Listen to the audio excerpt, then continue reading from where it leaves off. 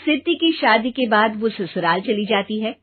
पीछे रह जाती है भाभी रानी। सिद्धि के ससुराल जाते ही भाभी कहती है, अरे वाह जी वाह, सारे कपड़े मेरे। हाय रे पैंट, अरे वाह वाह, मजा आ जाएगा। अरे ये सिद्धि की अलमारी के सामने खड़े होकर क्या बड़बड़ा रही है? जाकर देख मेहमानों को विदाई की मिठाई मिली कि नहीं। अब हाँ माँ जी, क्यों नहीं, लेकिन पहले कपड़े तो बदल लूं। अब रानी आ जाती है सिद्धि के उन कपड़ों में जो वो ससुराल जाने से पहले घर छोड़ जाती है। अरे रानी, कुछ दिन रुक जाती। अरे ये तो सिद्धि बिटिया को मैंने ही दिया था, बड़ा ही फबता था उस पर, तुझ पर तो कुछ खास नहीं लग रहा। अब वो ना मेरे सारे कपड़े गीले थे तो सोचा पहन लूं। वैसे भी सिद्धि को कौन सा भी पुराने आउटडेटेड कपड़ों को पहनना है। वैसे भी ये सूट तो मैंने तभी पहना था, वैसे खास है भी नहीं ये। हाँ ठीक है, लेकिन ना मेरी सिद्धि पर तो जमता था। सारे मेहमान चले जाते हैं और सिद्धि ससुराल से मायके पहली बार आती है।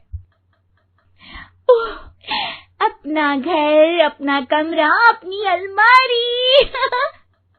ये बोलकर जैसे ही सिद्धि अलमारी खोलती है तो सामने उसके कपड़ों की जगह कुछ और ही रखा होता है। माँ, जरा कमरे में तो आना। सास और रानी वहां पहुंच जाते हैं। रानी ने पहनी होती है सिद्धि की जींस और टी शर्ट। अरे भाभी, ये क्या? ये तो मेरी बड़ी ही महंगी टी शर्ट है, इसे आपने घर में क्यों पहनी है? अरे बहुत मिलती है दीदी ये चौक की मार्केट में, 150 में। ओ भाभी प्लीज, ये एरोपोस्टल है, 2000 की एक टी शर्ट। ओहो, 2000 में तो दीदी 4 साड़ी आ जाए। अब क्या बोलूं? भाभी, ये मेरी अलमारी में छोटू के कपड़े, तो मेरे कपड़े कहाँ हैं? मेरी अलमारी में? अब दीदी आपको कौन से पुराने कपड़े पहनने थे? माना भाभी, लेकिन मैं जब घर आती तो यही सब पहनती ना। अरे तुम तो बड़ी कंजूस हो दीदी। खैर, वक्त आता है जब सिद्धि ससुराल के लिए रवाना हो रही होती है। अरे रानी, अंदर से सिद्धि का गिफ्ट ले आ, लड़की पहली बार ससुराल से मायके आई है। रानी अंदर जाती है और एक सिंपल सी साड़ी लेकर बाहर आ जाती है। ये लीजिए माँ जी। सास बेटी को गिफ्ट देकर ससुराल भेजती है। अगले दिन रानी एक सुंदर सी साड़ी पहनकर सामने आती है। अरे रानी, ये तो वो साड़ी है जो मैंने सिद्धि को देने के लिए दी थी जब वो ससुराल ले जाती, लेकिन ये तूने कैसे पहन ली? अरे माँ जी, ये साड़ी तो मुझे बहुत पहले से ही पसंद थी, लेकिन चिंता ना करिए, मैंने सिद्धि के लिए भी अच्छी सी साड़ी दी है। हाँ। तभी सिद्धि का फोन आता है। क्या माँ, कुछ अच्छा तो दिया होता ससुराल ले जाने के लिए। अरे पहले दिखा दिया होता। यूं चमकते हुए पैकेट में नौकरानी वाली साड़ी मत दिया करो माँ। अरे बेटे, वो तेरी भाभी ने ना गलती से उससे पैकेट बदल गया। हाँ, मैं कल ही तेरे भाई के हाथ से तेरा वाला पैकेट भेज दूंगी। अरे रहने दो माँ, आई एम श्योर भाभी ने अभी वही साड़ी पहनी होगी जो तुमने मेरे लिए रखी थी। तुम तो समझ नहीं पाई उनको। खैर छोड़ो, मैं ज्यादा बोलती अच्छी नहीं लगती, रहने दो, आपको उन्हीं के साथ रहना है, फिर बात करेंगे। सास को रानी पर गुस्सा आ जाता है। वो उसके कमरे में जाती है जहाँ वो शादी का एल्बम देख रही होती है।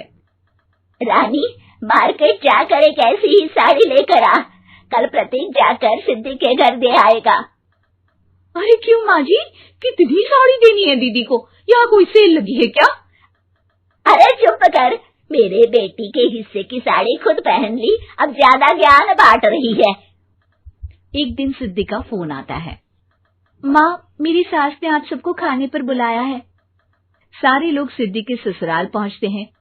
खाना खाकर वो लोग निकल रहे होते हैं कि सिद्धि की सास सभी को गिफ्ट देती है। अरे बहन जी, बेटी के घर का खाना खा लिया, यही बहुत है जो आप ऊपर से गिफ्ट भी दे रही है। अरे बहन जी, आप भी कहाँ इन बातों पर विश्वास कर रही हैं।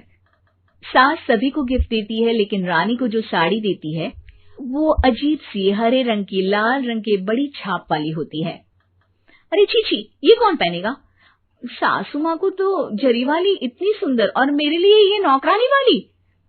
अरे भाभी, दरअसल मैं जब भी घर आती थी आप वापसी में ऐसी ही साड़ी देती थी ना, तो माँ ने सोचा कि आपको आपकी पसंद की ही साड़ी क्यों ना दी जाए। बेचारी रानी, बोलती भी तो क्या। सिद्धि और सास रानी का चेहरा देखकर हंसने लगती है, तो रानी समझ जाती है कि अपने ही बिछाए जाल में वो फंस चुकी है।